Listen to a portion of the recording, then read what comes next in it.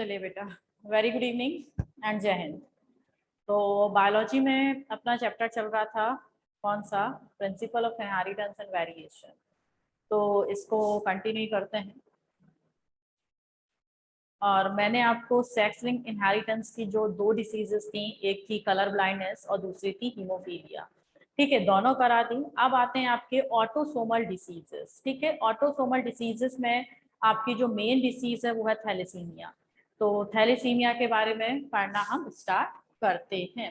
ठीक है, पढ़ना हम स्टार्ट करते उससे पहले मुझे कुछ बच्चों की ना शक्ल देखना है। सबसे पहले तो नम्रता सिंह। नम्रता सिंह बेटा, वीडियो ऑन करो। नम्रता सिंह, वीडियो ऑन करिए। बंद कर नम्रता, बंद कर, बंद कर। दुर्गेश, दुर्गेश बेटा वीडियो ऑन कर। दुर्गेश वीडियो ऑन करियो बेटा।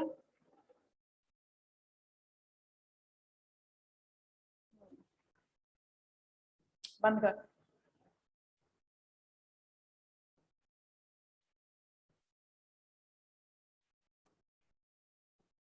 चिराग वीडियो ऑन कर।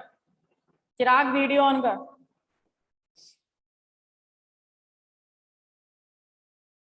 Where is Chirag? गुड भाई, चिराग आ जाए तो मैं बता देना। ठीक है, हम उससे देखना चाहते हैं आज। शिल्पी बेटा वीडियो ऑन करना। शिल्पी वीडियो ऑन करो।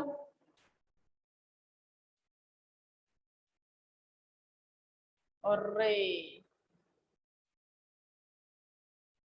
क्या हो गया शिल्पी? चलिए, चलो ठीक है बेटा, देख लो। नेटवर्क प्रॉब्लम हो रही है तो कोई प्रॉब्लम नहीं है। चिराग वीडियो ऑन करो। Chirag first on your video. Video on करो चिराग। किधर है? किधर गया? हाँ चिराग वीडियो ऑन कर। नहीं दिख रहा मुझे। अबे शकल देखनी है, तेरे पैर नहीं।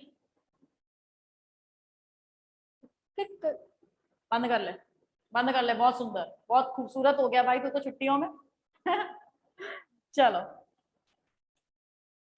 तो पढ़ना स्टार्ट करते हैं। तो अपनी ऑटोसोमल डिसीज है ना। अभी हमने सेक्स लिंक पढ़ ली, अब है हमारी कौन सी? ऑटोसोमल।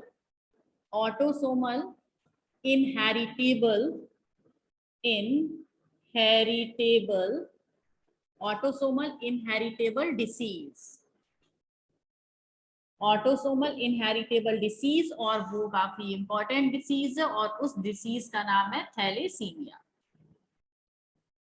चलिए, तो ऑटोसोमल इनहेरिटेबल डिसीज है ये क्या है आपकी? एक ऑटोसोम्स में। ठीक है, अभी तक हमने सेक्स क्रोमोसोम का पढ़ा था कि सेक्स क्रोमोसोम में आपके एक्स, स्पेशली एक्स वाला तो था नहीं हमारे में। वाई वाली जो, सॉरी, वाई वाली डिसीज नहीं थी, एक्स वाली डिसीज थी। तो एक्स में हीमोफीलिया और कलर ब्लाइंडनेस पढ़ चुके। अब जो आपके 22 बचे हुए क्या होते हैं हमारे? ऑटोसोम होते हैं। अगर उन ऑटोसोम में प्रेजेंट जीन्स, ठीक है, उन ऑटोसोम में प्रेजेंट जीन्स के कुछ एबनॉर्मल प्रॉपर्टी शो करने लगती है, ठीक है, कुछ एबनॉर्मल प्रॉपर्टी शो करने लगती है, तो वहां पर आपकी क्या हो जाती है? डिसीज हो जाती है। ठीक है, और ये डिसीज भी कैसी होती है? इनहेरिटेबल होती है। इनहेरिटेबल का मतलब क्या है? कि पेरेंट से ऑफस्प्रिंग में जाती है। लेकिन ध्यान रखना, जो सेक्स लिंक्ड इनहेरिटेंस वाली थी, जो सेक्स लिंक्ड इनहेरिटेंस शो कर रही थी, वो डिसीज क्या थी? वो आपकी स्पेशली क्रिस क्रॉस, जो क्रिस क्रॉस इनहेरिटेंस था, आपने पढ़ा था, क्रिस क्रॉस इनहेरिटेंस शो कर रही थी। मीन्स मदर से उनके बेटों में जाएंगी, फादर से उनकी बेटियों में जाएंगी। मीन्स स्पेसिफिक जेंडर को इफेक्ट डाल रही थी, शुद्ध भाषा में बोले तो इफेक्ट अफेक्ट डाल रही थी। ठीक है, अफेक्ट डाल रही थी किस पर? किसी स्पेसिफिक स्पेसिफिक जेंडर पर। ठीक है, जैसे कल ही हमने पढ़ा था कि जो कलर ब्लाइंडनेस है, कलर ब्लाइंडनेस मेल में ज्यादा होता है। इनफैक्ट जो व्हाइट रेसेस के मेल होते हैं उनमें तो 8% मेल को कलर ब्लाइंडनेस हो जाता है। वहीं पर फीमेल की बात करें तो 0.5% of female can suffer from colour blindness. तो फीमेल में कलर ब्लाइंडनेस कितना था? ओनली 0.5%। तो ये क्या था? मेल में ज्यादा हो रही थी, फीमेल में कम हो रही थी। तो ये तो आपकी सेक्स लिंक्ड इनहेरिटेंस वाली डिसीज में थी। लेकिन अगर हम स्पेशली ऑटोसोमल डिसीज की बात करें तो इनका जेंडर से कोई रिलेशनशिप नहीं होता। मींस ये उतनी ही मेल को इफेक्ट डाल सकती है जितनी की फीमेल को, है ना। तो मेल बड़े खुश हो रहे होंगे, चलो कुछ तो बीमारी हुई है ना फीमेल्स में। तो ये ऐसी डिसीजेस हैं जो कि जेंडर पर कोई स्पेसिफिक इफेक्ट नहीं डालती कि ये बीमारी स्पेसिफिक जेंडर को होगी, मेल को ही होगी या फिर किसी फीमेल को होगी। तो ये मेल फीमेल मींस कोई भेदभाव नहीं करती। कौन सी? जो ऑटोसोमल इनहेरिटेबल डिसीजेस हैं ये मेल और फीमेल में कोई भेदभाव नहीं करती। जिस तरीके से मेल को इफेक्ट डालती है बिल्कुल वैसे ही तरीके से फीमेल पर भी इफेक्टिव होती हैं। हो सकती नहीं, होती ही है, 100% होती है। तो समझ गए ना, दोनों में एक बड़ा डिफरेंस है। जो सेक्स लिंक्ड है वो स्पेसिफिक जेंडर पर आपका एडवर्स इफेक्ट डालती है, जबकि ऑटोसोमल इनहेरिटेबल डिसीज के लिए कोई स्पेसिफिक जेंडर नहीं होता, ये सभी को समान दृष्टि से देखती हैं। हाँ भाई, अब आते हैं इनमें जो थैलेसीमिया है। थैलेसीमिया जो डिसीज है ये आखिर है क्या? तो इसमें होता क्या है, abnormal formation of abnormal for MATION formation of globulin chain which responsible for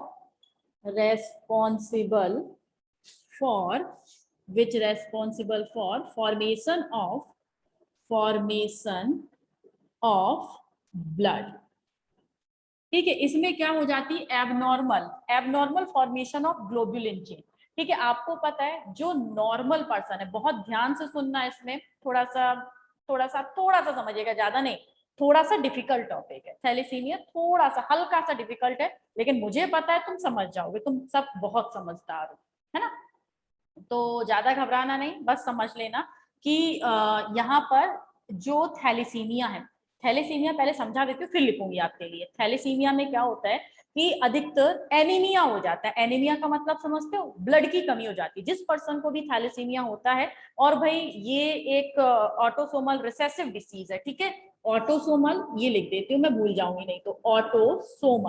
autosomal तो लिखा है, साथ के साथ रिसेसिव, ठीक है, रिसेसिव डिसीज है। रिसेसिव डिसीज का मतलब है ये स्पेसिफिक इफेक्ट डालती होगी कब, जब होमोजाइगस कंडीशन में आएगी। आपको पता है ना, रिसेसिव अपनी कैरेक्टरिस्टिक कब शो करता है, जब वो होमोजाइगस कंडीशन में प्रेजेंट जनरेशन में होता है। ठीक है, तो सबसे पहले थैलेसीमिया एक ब्लड रिलेटेड डिसीज है। कैसी है? ब्लड रिलेटेड डिसीज है। दूसरी बात, ऑटोसोमल डिसीज है, मींस किसी ऑटोसोम्स में प्रेजेंट जो जीन्स है उसमें एबनॉर्मेलिटी आ जाने के कारण ये कॉज होती है। ठीक है, दूसरी बात। तीसरी बात ये है कि ये डिसीज जिस पर्सन को भी होती है, जन्म से ही होती है, और जिस पर्सन को भी होती है उसमें एनीमिया हो जाता है। एनीमिया का मतलब उसके अंदर ब्लड की कमी हो जाती है। ब्लड की कमी क्यों होती है? क्योंकि वहां पर ब्लड के फॉर्मेशन के लिए, भैया कोई गेट पर है देखना, वहां पर ब्लड के फॉर्मेशन के लिए जो जीन्स होती हैं वही जीन्स या तो डिलीटेड हो चुकी होती हैं या एबनॉर्मल होती हैं। बात समझ गए? थैलेसीमिया में क्या होता है कि एबनॉर्मल हीमोग्लोबिन बनता है। क्या? एबनॉर्मल ग्लोबुलिन चेन बनती है। ग्लोबुलिन चेन हमारी बॉडी में किसका फॉर्मेशन करती है? ये जो ग्लोबुलिन चेन है ये हमारी बॉडी में हीमोग्लोबिन का फॉर्मेशन करती है। किसका? हीमोग्लोबिन का फॉर्मेशन करती है। कौन? Globulin chain. ठीक है, अब देखना ये एबनॉर्मल कैसे हो जाती है? ये एबनॉर्मल कैसे हो जाती हैं? जब ग्लोबुलिन प्रोटीन के जब ग्लोबुलिन प्रोटीन के फॉर्मेशन के लिए जो जीन रेस्पॉन्सिबल है, जो जीन क्या है? रेस्पॉन्सिबल है, वो जीन या क्या हो जाए? डिलीट हो जाए या फिर फंक्शन लेस हो जाए। ठीक है, या तो वो खत्म हो जाए। जो जीन ग्लोबुलिन प्रोटीन बना रही है, ग्लोबुलिन का मतलब हीमोग्लोबिन बना रही है, तो वो हीमोग्लोबिन बनाने वाली जो जीन है वो डिलीट हो जाए या फिर वो फंक्शन लेस हो जाए। मींस है तो लेकिन काम नहीं कर रही है, बेकार हो गई है। ठीक है, तो ऐसी कंडीशन में क्या हो जाता है? कौन सी डिसीज हो जाती है? थैलेसीमिया हो जाती है। और जिसके कारण क्या हो जाता है? It may be cause may be cause anaemia, anaemia, ठीक है। इससे पर्सन को क्या हो जाता है, एनीमिया हो जाता है। एनीमिया का मतलब समझते हो, ब्लड की कमी हो जाती है, ठीक है। क्यों कमी हो जाती है, क्योंकि ब्लड के फॉर्मेशन के लिए जो जीन रेस्पॉन्सिबल है वो जीन या तो होती ही नहीं है पर्सन के अंदर, और अगर होती भी है तो कैसी होती है, डिफेक्टिव होती है, यानी कि फंक्शन लेस होती है। तो इतनी बात समझे। थैलीसीमिया एक रिसेसिव ऑटोसोमल डिसीज है। दूसरी बात, ये ब्लड रिलेटेड है। इसमें होता क्या है, इसमें एक बहुत बड़ी बात होती है, इसमें जो हीमोग्लोबिन के फॉर्मेशन के लिए जीन रेस्पॉन्सिबल होती हैं वो या तो प्रेजेंट नहीं होती, और अगर होती भी है तो वो काम नहीं करती, ठीक है, जिसके कारण पर्सन को एनीमिया यानी कि ब्लड की कमी हो जाती है। बस मैंने इतना समझा और आपने इतना समझ लिया, आई थिंक बहुत अच्छे से। अब देखो और क्या है, इसमें कौन से क्रोमोसोम पर ये जीन प्रेजेंट होती हैं। देखो जो नॉर्मल, पहले ये समझो, normal haemoglobin, normal haemoglobin contain 4 globulin chain, 4 globulin chain, ठीक है। आपको पता है जो हमारा हीमोग्लोबिन मॉलिक्यूल है, हमारी बॉडी में बहुत सारा हीमोग्लोबिन है, ठीक है, उसमें से एक haemoglobin molecule, single haemoglobin molecule किससे बना होता है, 4 ग्लोबुलिन चेन से मिलकर बना होता है। किससे मिलकर बना होता है, 4 ग्लोबुलिन चेन से मिलकर एक बना होता है, कौन, हीमोग्लोबिन। अब ये 4 ग्लोबुलिन चेन कौन सी होती है, तो देखना 4 globulin chain, 4 globulin chain are, ये 4 ग्लोबुलिन चेन्स कौन सी होती हैं, 2 alpha chain, alpha haemoglobin chain, पूरा नहीं लिखा मैंने, 2 अल्फा चेन, और 2 कौन सी होती हैं, बीटा चेन होती हैं, ठीक है। किस में होती हैं, किसी नॉर्मल पर्सन में, ठीक है। जैसे हम लोग नॉर्मल हैं, आप भी नॉर्मल है, मैं भी नॉर्मल हूँ, ठीक है। तो मैं अब नॉर्मल की बात नहीं कर रही हूँ, ठीक है। जो नॉर्मल पर्सन है उनका, उनके अंदर हीमोग्लोबिन होगा, मेरे अंदर हीमोग्लोबिन है, आपके अंदर भी हीमोग्लोबिन होगा।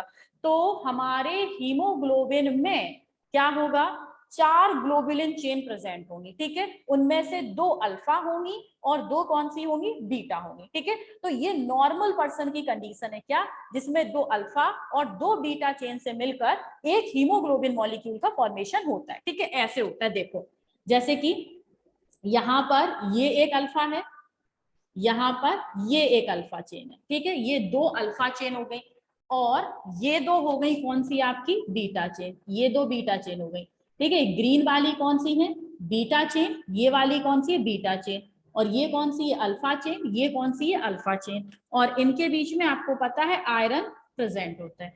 तो इससे ये पूरा क्या है, एक हीमोग्लोबिन है, एक हीमोग्लोबिन बना, बात समझे। और ये किसका हीमोग्लोबिन है, फिर से बता देती हूँ, एक नॉर्मल पर्सन का हीमोग्लोबिन है, ठीक है। इतनी बात समझे। नॉर्मल पर्सन की हीमोग्लोबिन में 4 ग्लोबुलिन चेन होती हैं, 1 2 3 4, 4 हो गई, 2 अल्फा और 2 कौन सी, बीटा चेन होती हैं। 2 अल्फा और 2 बीटा चेन से मिलकर एक सिंगल हीमोग्लोबिन का मॉलिक्यूल बनता है, ठीक है। आई थिंक आप समझे ऐसे, आप इसका स्क्रीनशॉट लीजिएगा। तो सौम्या को ऐड कर लू, किधर है सौम्या, आ गई, चलो आ गई आ गई आ गई।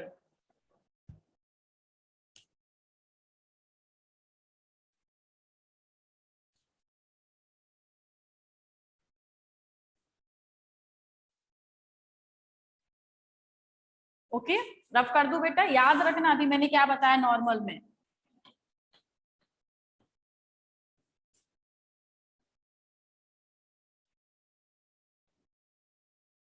अब देखो होता क्या है, जैसे हीमोफीलिया, सॉरी थैलीसीमिया, थैलीसीमिया, जो थैलेसीमिया डिसीज होती है जिस पर्सन को, उसमें थैलेसीमिया डिसीज वाले पर्सन को क्या होता है, क्या होती है उसकी ब्लड में, ब्लड में या हीमोग्लोबिन में, हीमोग्लोबिन में, हीमोग्लोबिन में 2 अल्फा चेन तो होती है, 2 अल्फा चेन तो होती हैं, लेकिन हीमोग्लोबिन में 2 बीटा चेन नहीं होती, उनकी जगह पर क्या आ जाता है, 2 डेल्टा चेन बन जाती है। कौन सी बन जाती है, 2 डेल्टा चेन बन जाती है। और अगर ऐसी कंडीशन आ गई तो पर्सन को क्या हो जाता है, थैलीसीमिया हो जाता है। कौन सी डिसीज हो जाती है, थैलेसीमिया डिसीज हो जाती है। तो थैलेसीमिया कब होती है? नॉर्मल में आपको पता है 2 अल्फा और 2 बीटा होते हैं, और थैलेसीमिया में क्या होते हैं? 2 अल्फा और 2 डेल्टा होते हैं। कौन से होते हैं? 2 अल्फा और 2 डेल्टा होते हैं। बात समझे इतनी बात? चलो भाई, आप समझो एक बात और, एक बात और कौन सी समझनी है? जो क्रोमोसोम, क्रोमोसोम पर ही तो जीन प्रेजेंट होती है। क्रोमोसोम नंबर, क्रोमोसोम नंबर कौन सा होता है हमारा? 16। Chromosome number 16 is responsible for formation of ठीक है, देखना जो क्रोमोसोम नंबर 16 है ये रेस्पॉन्सिबल होता है किसके फॉर्मेशन के लिए? ये रेस्पॉन्सिबल होता है अल्फा चेन के फॉर्मेशन के लिए, ठीक है। और जो क्रोमोसोम नंबर कौन सा? 11 is responsible for the formation of किसके लिए? बीटा चेन के लिए। इतना ध्यान रहेगा। तो chromosome number 11 is responsible for the formation of beta chain and chromosome number 16 is responsible for the formation of alpha chain, ठीक है। तो ये हीमोफीलिया दिमाग में भर गया मेरे। तो जो थैलेसीमिया है, ठीक है, थैलेसीमिया में कौन सा डिफेक्टेड होगा भाई? जो थैलेसीमिया में अल्फा वाला तो सही रहता है, नॉर्मल में भी अल्फा होता है, थैलेसीमिया वाले में भी अल्फा होता है। चेंज किस में आता है? ये बीटा की जगह पर डेल्टा आ जाता है। तो ये क्रोमोसोम नंबर 11 है, ये क्या हो जाता है? इस पर जो प्रेजेंट जीन है वो क्या हो जाती है? डिलीट हो सकती है या फिर फंक्शन लेस हो सकती है, ठीक है। नॉन फंक्शनल लिख देते हैं, नॉन फंक्शनल हो सकती है। इतनी बात समझ गए? ठीक है। तो ये जीन का कारनामा है, क्रोमोसोम नंबर 11 पर present gene which is responsible for the formation of beta haemoglobin, it may be deleted और non functional, so it form delta globulin chain in किसकी जगह पे? डेल्टा ग्लोबुलिन चेन किसकी जगह पर? आपकी बीटा की जगह पर डेल्टा का फॉर्मेशन कर देती है। चलो हो गया। अब देखो और बात समझनी है, जो थैलेसीमिया है, थैलेसीमिया समझते जाना, ठीक है। थैलेसीमिया जो है ये 2 टाइप का होता है। थैलेसीमिया कितने टाइप की डिसीज है? ये 2 टाइप की डिसीज है। एक तो है थैलेसीमिया मेजर, थैलेसीमिया मेजर ये लीथल होती है या फिर डेडली होती है, मींस अगर किसी पर्सन को हो जाती है तो उसको बचाना बहुत मुश्किल होता है, ठीक है। रेगुलरली ब्लड ट्रांसफ्यूजन की जरूरत पड़ती है किसमें? थैलेसीमिया मेजर में, ठीक है। और थैलेसीमिया मेजर कब होती है? जब रिसेसिव जीन कैसी हो? होमोजाइगस, आपको पहले ही बता चुकी हूँ, होमोजाइगस कंडीशन में, ठीक है। होमोजाइगस कंडीशन में हो मींस मान लीजिए ये क्रोमोसोम है आपका कोई, मैं क्रोमोसोम यहाँ पे एल बना देती हूँ, ठीक है। यहाँ पर कोई क्रोमोसोम आपका ये है एल क्रोमोसोम है, और यहाँ पर भी थैलीसीमिया की डिफेक्टेड जीन है और यहाँ पर भी थैलीसीमिया की डिफेक्टेड जीन है। तो ऐसी कंडीशन में क्या होगा? थैलीसीमिया मेजर होगा। और थैलीसीमिया मेजर कैसा होता है? लीथल होता है, इसमें पर्सन की डेथ हो सकती है।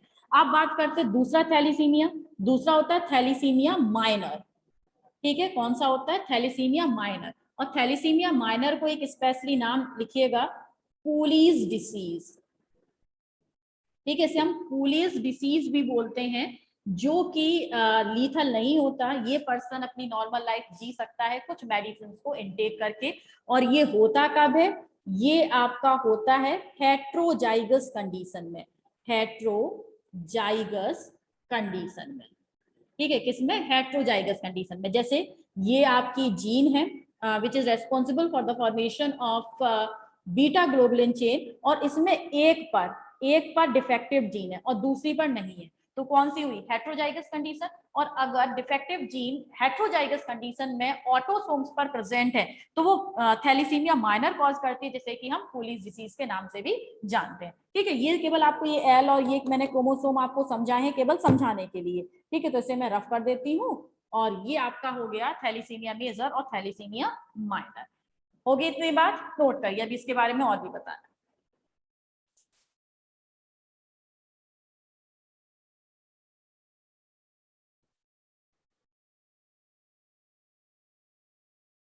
चलो भाई, अब नेक्स्ट इसी के बारे में, थैलेसीमिया के बारे में ही आपको पढ़ना है अभी। देखो थैलेसीमिया होती कैसे, आपको पता है जब हम अपनी मदर की यूट्रस में होते हैं, ठीक है, तो अच्छा इधर से नहीं, अब यहाँ से स्टार्ट करते हैं। हम इतने बड़े हैं तो हमारी बॉडी के अंदर जो आरबीसी है, हीमोग्लोबिन है, इसका फॉर्मेशन कहाँ होता है? आप जानते हैं ना, बोन मैरो के अंदर आरबीसी वगैरह का फॉर्मेशन होता है। लेकिन जन्म से पहले जब हम अपनी मदर के यूट्रस में होते हैं तब आरबीसी का फॉर्मेशन कौन करता है? लिवर करता है। जानते हो, लिवर और स्प्लीन जन्म से पहले आरबीसी का फॉर्मेशन करते हैं। और जन्म के बाद यही स्प्लीन कहलाता है ग्रेवयार्ड ऑफ आरबीसी, आरबीसी का कब्रिस्तान। जन्म से पहले जो लिवर आरबीसी का फॉर्मेशन कर रहा था, जन्म के बाद वही लिवर आरबीसी को मारने लगता है। आरबीसी में जाके जो डेड उसकी सॉरी स्प्लीन में जाके जो आरबीसी है वो मरने लगती है। ठीक है, कहां पर? स्प्लीन में जाके आरबीसी मरने लगती है। फिर आरबीसी बनती कहां है? आरबीसी बनती है बोन मैरो के अंदर। ठीक है, जो हमारी बॉडी के अंदर बोन्स के अंदर एक red bone marrow, white bone marrow मिलता है ना, तो स्पेशली रेड बोन मैरो के अंदर आरबीसी का फॉर्मेशन होता है। इतनी बात जानते हैं। तो ये जो थोड़ा सा आप कह सकते हैं डिस्टर्बेंस क्रिएट सा हो जाता है, कब? एक तो आपका फीटल स्टेज में सॉरी, और दूसरा कब? After birth. ठीक, तो सुनो, जब फीटल स्टेज में होते हैं, जब आप फीटल स्टेज में थे, हम सभी होंगे भाई, ठीक है, फीटल स्टेज में थे, तो हमारे अंदर जो ग्लोबुलिन चेन थी, ग्लोबुलिन चेन थी, ठीक है, जो ग्लोबुलिन चेन थी कौन सी थी? 2 अल्फा थी। ठीक है, 2 अल्फा थी, और साथ के साथ कौन सी थी? 2 गामा थी। ठीक है, कौन सी थी? 2 गामा चेन थी। बात समझे इतनी? तो फीटल स्टेज में ग्लोबुलिन चेन 2 अल्फा थी, और साथ के साथ कौन सी थी? 2 गामा थी। जब जन्म से पहले, ठीक है, मैं लिख देती हूँ यहाँ पे, कब थी? जन्म से पहले थी। जन्म से पहले, फीटल स्टेज का मतलब समझ गए, जब आप अपनी मदर के यूट्रस में रहे होंगे। और आपको एक चीज और पता है, नॉर्मल में, नॉर्मल अडल्ट में क्या होना चाहिए? मींस आफ्टर बर्थ जो ग्लोबुलिन चेन है, जो ग्लोबुलिन चेन है, जो ग्लोबुलिन चेन है वो 2 अल्फा और 2 बीटा होना चाहिए। कब होना चाहिए? जन्म के बाद होना चाहिए। जन्म के बाद होना चाहिए। ठीक है, इतनी बात समझे आप? चलो, तो ये दोनों कैसी है? ये दोनों बेटा नॉर्मल कंडीशन है। नॉर्मल कंडीशन है। कैसी है? नॉर्मल कंडीशन है। नॉर्मली फीटल में 2 अल्फा चेन और 2 कौन सी होती है? गामा चेन होती है। और नॉर्मल आफ्टर बर्थ क्या होती है? 2 अल्फा और 2 बीटा चेन होती है। यानी कि आप समझ गए ना, अल्फा तो अल्फा रहती है, लेकिन जन्म के बाद जो गामा है वो किस में कन्वर्ट हो जाती है? बीटा में कन्वर्ट हो जाती है, नॉर्मल बनने के लिए। क्योंकि आप समझ सकते हैं कि आरबीसी का जो फॉर्मेशन है उसकी साइट ही चेंज हो जाती है, तो कुछ ना कुछ तो चेंजमेंट यहाँ पर आएगा। और ये काम कौन सा करता है? ये काम करता है क्रोमोसोम नंबर 11। क्रोमोसोम नंबर 11 करता है। ठीक है, चलो ये तो नॉर्मल कंडीशन है। अब बात करते हैं किसमें? थैलेसीमिया में। किसमें? जो थैलेसीमिया है, थैलेसीमिया में क्या हो जाता है? देखिएगा, थैलेसीमिया में जो ग्लोबुलिन चेन है, ग्लोबुलिन चेन, ठीक है, ग्लोबुलिन चेन 2 अल्फा वाली तो अल्फा ही रही, ठीक है, और जिनको आपका जो गामा वाली है, गामा को किसमें? बीटा में कन्वर्ट होना चाहिए था, लेकिन वो कन्वर्ट हो जाती है किसमें? 2 डेल्टा में। ठीक है, किसमें कन्वर्ट हो जाती है? 2 डेल्टा में, जो कि किसके लिए रेस्पॉन्सिबल है? जो थैलीसीमिया के लिए रेस्पॉन्सिबल है। मींस एक एबनॉर्मल कंडीशन, एक एबनॉर्मल कंडीशन, कंडीशन क्या कर देती हैं? वो क्रिएट कर देती हैं। बात समझे? तो नॉर्मली क्या होना चाहिए था? नॉर्मली 2 गामा को 2 बीटा में कन्वर्ट होना चाहिए था, लेकिन जब आपका थैलेसीमिया होता है, कौन सी डिसीज हो जाती है? थैलेसीमिया डिसीज हो जाती है, तो जो 2 गामा है बीटा में कन्वर्ट ना होके 2 डेल्टा में कन्वर्ट हो जाते हैं। और जब 2 डेल्टा में कन्वर्ट हो जाते हैं तो पर्सन को थैलेसीमिया हो गया। और होमोजाइगस कंडीशन में हो गया तो वो लीथल हो सकता है, और अगर हेट्रोजाइगस कंडीशन में हुआ तो जिसे कूलीज डिसीज या थैलेसीमिया माइनर कहते हैं, वो ट्रीटमेंट लाइफ टाइम चलता रहता है, लेकिन वो पर्सन भी लाइफ टाइम चलता रहता है, एक अच्छी खासी लाइफ स्पैन लेके सर्वाइव करता है। Time to time blood transfusion की जरूरत और कुछ मेडिसिन की जरूरत उसे पड़ती है। ठीक है, आई थिंक आप समझे होंगे इसे। समझे इतनी बात?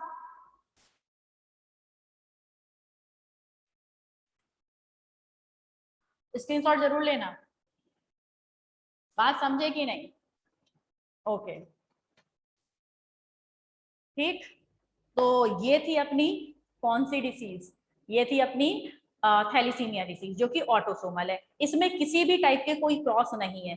क्रॉस तो हम कब करते थे? जब मेल और फीमेल में हो रहा हो। इसका मेल फीमेल से कोई मतलब ही नहीं है, किसी को भी हो सकता है, तो किसी को भी हो सकता है, तो जिसमें भी डिफेक्टिव जीन पहुंच जाएगी उसको हो जाएगा। एक जेनेटिक डिसीज है, पेरेंट से ऑफस्प्रिंग में ट्रांसफर होगी। ठीक है, जेनेटिक है, और जेनेटिक होने के कारण ये कैसी होगी? इनबॉर्न होगी, जन्म से होगी, और साथ के साथ पेरेंट्स से।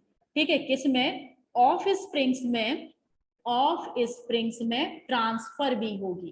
ठीक है, लेकिन विदाउट विदाउट जेंडर स्पेसिएशन।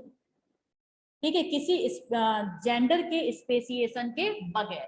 ठीक है, सब में हो सकती है ये डिसीज। ओके, तो ये था अपना थैलेसीमिया, कंप्लीट हो गया। कल पढ़ेंगे सिकल सेल एनीमिया। बात समझ गए? चलो, और इसके कुछ आपको क्वेश्चंस वगैरह भी मुझे बताने थे, लेकिन ये जब सारी डिसीज एक साथ हो जाएंगी ना, सिंड्रोम भी हो चुके हैं, सेक्स लिंक इनहेरिटेंस भी हो चुका है, ऑटोसोमल भी डिसीज हो चुकी है। अब एक आपका जो सिकल सेल एनीमिया है वो पॉइंट म्यूटेशन की डिसीज है। ठीक है, एक स्पेसिफिक पॉइंट में डीएनए में एक स्पेसिफिक बेस सीक्वेंस में चेंजमेंट होने के कारण सिकल सेल एनीमिया हो जाता है, तो उसे भी करा देते हैं। फिर कुछ एल्बिनिज्म है, फिनाइल कीटोन्यूरिया है, पॉलीडेक्टाइली वगैरह वगैरह है ना, तो वो आपके 2-4 डिसीज और बची हैं, उन्हें कंप्लीट करा के फिर आपको क्वेश्चन बताएंगे कि यहाँ पर कैसे क्वेश्चन बन सकते हैं। ठीक है बेटा, चलिए, तो बाय। चलो बाय। ठीक है बेटा, कल मिलते हैं फिर नए टॉपिक के साथ। तब तक के लिए गुड बाय एंड जय हिंद। Bye bye. बेटा फीस ले आना, और हमारी रह गई है जिसकी, ठीक है, जो दे चुके हैं वेरी गुड, और जिनकी रह गई है वो हमारे तक भेज दें। ठीक है, सुनते नहीं हो तुम बिल्कुल।